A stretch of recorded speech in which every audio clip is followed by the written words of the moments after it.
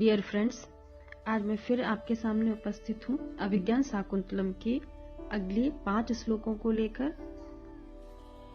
पूर्व में 10वें छंद में हमने पढ़ा था कि आश्रम में जब राजा प्रवेश करते हैं और उस समय मृग का पीछा करते हैं तो सामने 2 वैखानस आ जाते हैं और वैखानस कहते हैं कि इस कोमल मृग को मत मारिए, जो रुई के ढेर के समान कोमल है, इसका शरीर पुष्प राशि के समान है, इस पर अपने वज्र के तुल्य बाणों को न चलाइए।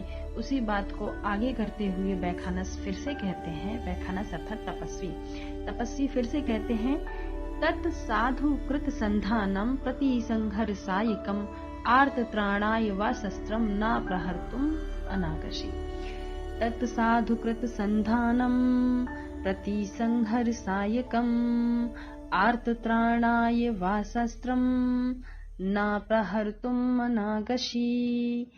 तत् अर्थार्थ इसलिए, साधु कृत संधानम, साधु मतलब अच्छी प्रकार से, संधान मतलब चढ़ाए हुए बाण को, यानी अच्छी तरह से चढ़ाए हुए अपने बाण को, साइकम मतलब बाण, साइकम अर्थात बाण को, प्रति संग्रम आप उतार लीजिए।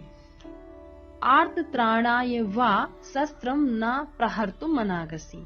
वा अर्थात आपका जो शस्त्र है पीड़ितों की रक्षा के लिए है। आर्त त्राणाय पीड़ितों की रक्षा के लिए है। प्रहर्तुम अनागसी निरपराध लोगों पर प्रहार करने के लिए नहीं है। तो यहाँ वैखानस कहते हैं राजा से कि इसलिए राजा आप संधान किए हुए अपने इस बाण को उतार लीजिए। आपका जो शस्त्र है पीड़ितों की रक्षा के लिए है, न कि निरपराध पर प्रहार करने के लिए। नेक्स्ट देखते हैं 8वें छंद में वैखानस का ही कहते हैं।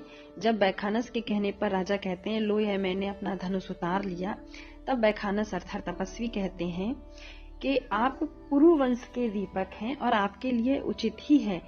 जन्म यस्य पुरोर वंशे युक्त रूपम इदम तव पुत्रमेवं गुणोपीतम चक्रवर्तिनम आपनुहि। अर्थात हे राजन, जन्म यस्य पुरोर वंशे, कि जिसका जन्म यानी आपका जन्म पुरु वंश में हुआ है, यह अत्यंत उचित ही है। ऐसे ही गुणों से युक्त चक्रवर्ती पुत्र को प्राप्त करें।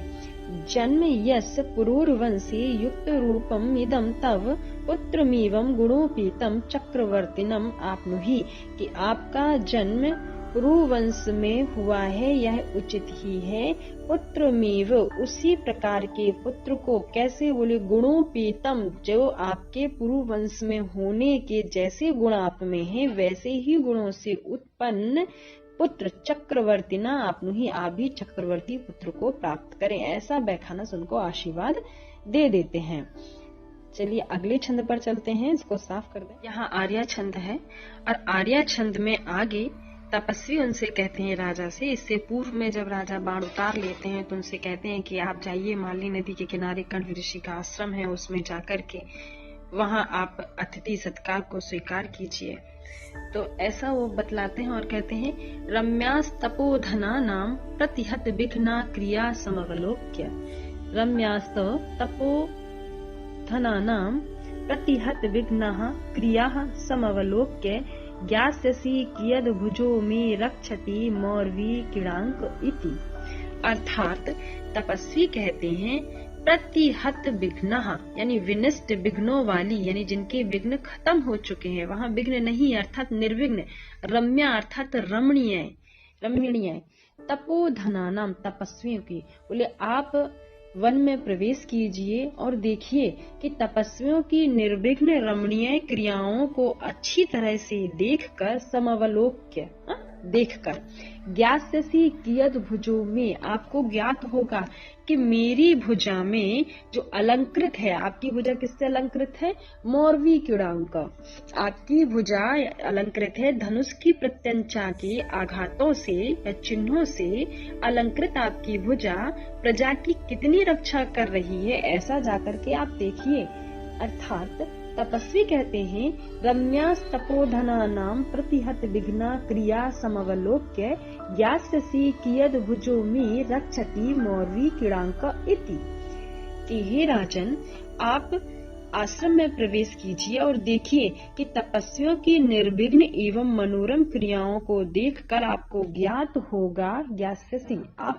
होगा कि धनुष की प्रत्यंचा के आघात चिन्हों से अलंकृत आपकी भुजा प्रजा की कितनी रक्षा कर रही है। अब धनुष की प्रत्यंचा से आघात चिन्हों से अलंकृत क्यों कहा, मौरवी कड़ंक क्यों कहा? इसलिए कहा कि राजा धनुष टांगे रहते हैं कंधे पे बराबर धनुष के होने से जो डोरी होती है, धनुष की डोरी की रगड़ से जो उत्पन्न चिन्ह होते हैं उनको अलंकार स्वरूप है, वह राजा के क्या है, आभूषण है। तो आपको अपने आभूषणों से भी पता चल जाएगा कि आपके ये जो चिन्ह बने हुए हैं ये चिन्ह ऐसे ही नहीं है, आप प्रजा की रक्षा करते हैं, ऐसा जाकर के आप देखिए। ऐसा वैखानस ने अर्थात तपस्वियों ने कहा। नेक्स्ट छंद देख। इस 14वें छंद में शार्दूल विक्रीडित छंद है और इससे पूर्व का कथानक सुन लें कि जब वहां पर तपस्वी कह देते हैं और वो तपस्वियों से पूछते हैं क्या आश्रम में कण्व ऋषि हैं। तपस्वी बताते हैं नहीं, कण्व ऋषि नहीं है, वह प्रार्थना के लिए सोम तीर्थ गए हुए हैं, तो उन्हें उनकी पुत्री है शकुंतला, वो आपका अतिथि सत्कार करेगी, आप जाकर के अतिथि सत्कार को स्वीकार कीजिए। राजा सारथी से रथ बढ़ाने को कहते हैं, सारथी आगे रथ को हाँकता है। और वहीं जब उन्होंने आश्रम में प्रवेश करते समय आश्रम की वर्णन किया गया है यहाँ पे कि क्या राजा को वहां दिखलाई दे रहा है। तो राजा कहते हैं, नीवारा शुक गर्भ कोटर मुख भ्रष्टा तरुणा मधा प्रस्निग्धा क्वचिदिङ्गुदी फलविधा सूचन्त एवोपलाः विश्वासोपगवाद्भिन्नगतया शब्दं सहन्ते मृगा तोयाधारपथाश्च वल्कलशिखा निश्चन्दरेखाङ्किताः।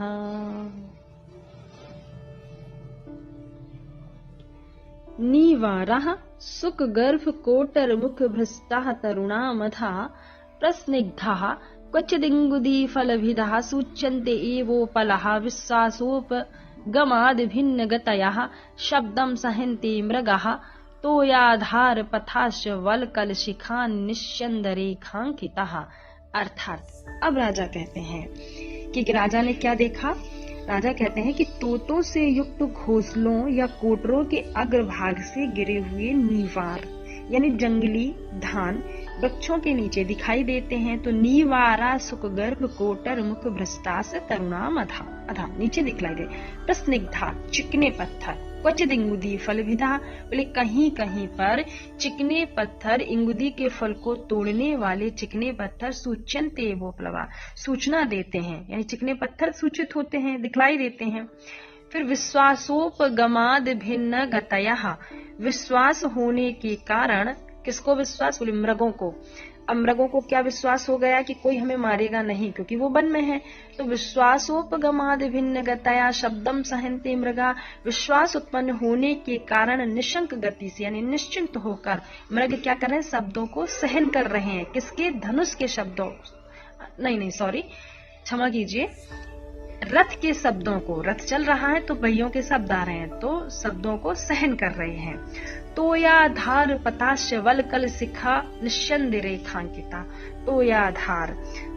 और कहीं पर सरोवरों के मार्ग, यानी सरोवर है, तालाब है, तो मार्गों पर बलकलों के अग्रभाग से, कपड़े जो वस्त्र धोते हैं ऋषिमुनि, उनके अग्रभाग से पानी टपकता हुआ निकलता है। तो टपकते हुए जल की रेखा से चिन्हित है। मार्ग कैसे हैं, सरोवरों के जो मार्ग हैं, रास्ते हैं, वलकलों से गिरते हुए पानी की बूंदों से चिन्हित है। अर्थात ये आश्रम की भूमि आ गई है, ऐसा राजा सूचित करते हैं।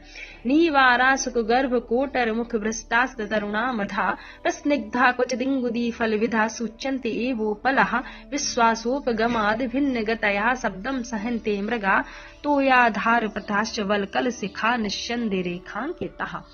नेक्स्ट देखते हैं मंदाक्रांता छंद में। वहीं राजा कहते हैं, जब राजा शार्दूल विक्रीडित छंद में से पूर्व में कहा नीवारा सुखगर्भ, जो चिन्ह दिखाई दिए उनको वहां पर आश्रम में प्रवेश करते हुए कि यह आश्रम की भूमि है, वो कैसे पहचाने। तो यहाँ पर भी वो पहचान के कुछ चिन्हों को बतला रहे हैं। कुल्याम्भोभि पवन चपलै शाखिनो धौतमूला भिन्नो रागः किसलये रुचाम् आज्य धूमोदमेन एते चार्वाक उपवन भुवि छिन्नदर्भाङ्कुरायाम् नष्टाशङ्का हरिणशिशवो मंदं चरन्ति। अर्थात यह मंदाक्रांता छंद है। मंदाक्रांता छंद में राजा कहते हैं कुल्याम भोभी सिंचाई की नालियों से जो जलों की नालियां काटी गई हैं, जल के लिए जो जलों का आवागमन करने के लिए नाली बनाई गई हैं, वायु के द्वारा चंचल पवन चपलाई, वायु के द्वारा जो चंचल है, शाखिनः वृक्ष, धौतमूला अर्थात धुली हुई है। किसकी? बोले जड़े जिनकी ऐसे वृक्षों वाले। तो जड़ किससे धुल गई हैं? जल से धुल गई हैं। तो यहाँ कहते हैं कि वायु के द्वारा चंचल नहर के जल से वृक्षों की जड़ धुली हुई है। कुल्याम्भोभि पवन चपलय शाखिनो धौतमूला भिन्नो रागा किसलय रुचाम आज धूमोद गमीन। और यज्ञ के घी के धुएं से उठने से, यज्ञ में जो घी डालते हैं आप, घी से धुआं उठेगा और वो धुआं पत्तों पर, वृक्ष के जो कोमल कोमल पत्ते हैं उन पर लग गया है, तो पत्तों की कांति मलिन हो गई है। तो वही वर्णन है कि भिन्नो रागा किसलय रुचाम आज धूमो गमीने। यज्ञ के घी के धुएं से उठने से कोमल पत्तों की जो कांति है उनकी लालिमा नष्ट हो गई है। एते चारवाग उपवन भुवि छिन्न दर्भांकुराया। और ये निर्भीक मृगों के जो बच्चे हैं कुशों के अंकुर को तोड़ लिए गए हैं, ऐसी उद्यान भूमि में पास ही घूम रहे हैं। एते चारवांग उपवन भुवि छिन्न दर्भांकुराया नष्ट आशंका, जिनकी आशंका नष्ट हो गई है, इन्हें कोई शक नहीं है मरने का या कोई मारेगा इनको। हरण शिशु, हिरणों के बच्चे मंदम धीरे धीरे चरंती चर रहे हैं।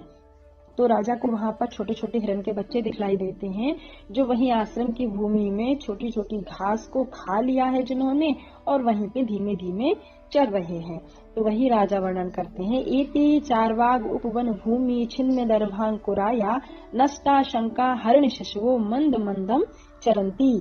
कि ऐसे निर्भीक मृगों के बच्चे जहाँ पर कुशों के अंकुर से तोड़ लिए गए, ऐसी उद्यान भूमि पास में ही है और यहाँ धीमे धीमे घूम रहे हैं।